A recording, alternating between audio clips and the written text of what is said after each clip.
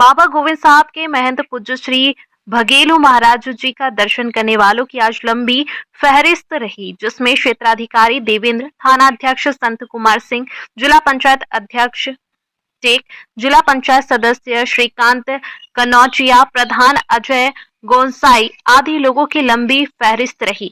इस अवसर पर विश्व गुरु विश्व गौरव से सम्मानित कालजयी धर्मशास्त्र यथार्थ गीता के प्रणेता तत्व दृष्टा महापुरुष परमहंस स्वामी श्री अड़गड़ानंद जी महाराज द्वारा रचित धार्मिक साहित्यों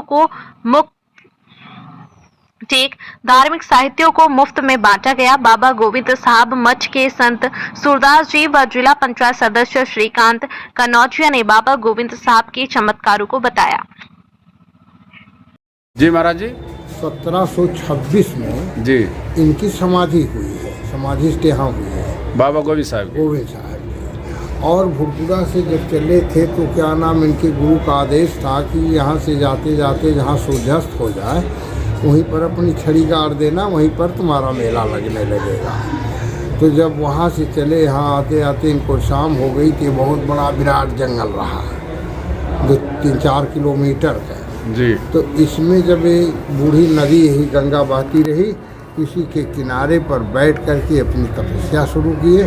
और तपस्या करने के बाद वही हाथी वाला जो है जंगल में आया पीपर का टहना काटने के लिए।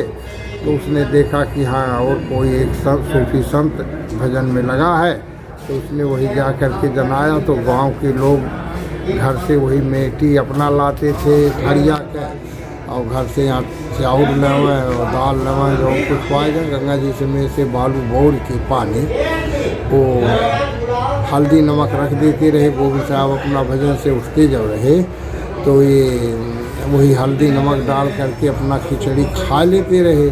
इसलिए खिचड़ी यहाँ की प्रसिद्ध हुई।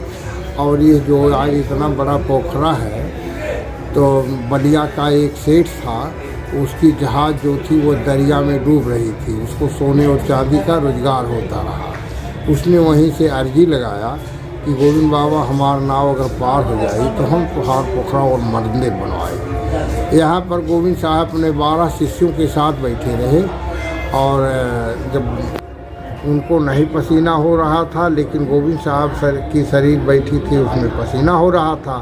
तो लोगों ने पूछा कि बाबा हम लोगों की शरीर में पसीना नहीं हो रहा है, आपको पसीना क्यों हो रहा है? बाबा बताए कि मेरे एक भक्त की नाव थी जो थी वो समुद्र में डूब रही थी, उसको देखो मैं पार करने में लगा था, ये चोट लगी है वो लगी है, दिखाने लगे। महाराज जी तब जो नाव निकल गई है, इसके बाद जो है तब से यहाँ सरोवर है, प्लस जो है यहाँ खिचड़ी मुख्य प्रसाद है गोविंद बाबा का, तब से मेला लगने लगा, यही ने? जी ठीक महाराज जी। आज मेला देखने आए हैं, महाराज जी का आशीर्वाद लिए हैं, क्या संदेश देना चाहेंगे क्षेत्रवासियों को? क्षेत्रवासियों का संदेश हमारी तरफ से ही है कि सत्य गोविंद साहब का ये जो मठ है, जो मंदिर है, यह सत्य से मतलब जो है भरा हुआ है।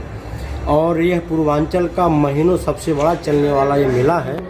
और यहाँ लाखों के लोग श्रद्धालु, लाखों श्रद्धालु लगभग प्रतिदिन यहाँ आ जाते हैं। और यह हम लोगों का बहुत ही बड़ा सौभाग्य है कि हम लोग क्षेत्र में इनकी तपोस्थली में हम लोगों का जन्म हुआ और दर्शन करने का सौभाग्य प्राप्त होता है। और यहाँ जो भी कुछ लोग आते हैं, अपना जो भी कुछ मांगते हैं, बाबा उनकी मन्नत को पूरा करते हैं। यहाँ जिसने जो मांगा वो पाया। यहाँ से आज तक कोई श्रद्धालु खाली हाथ नहीं गया। ये मेरे गोविंद बाबा की महिमा है।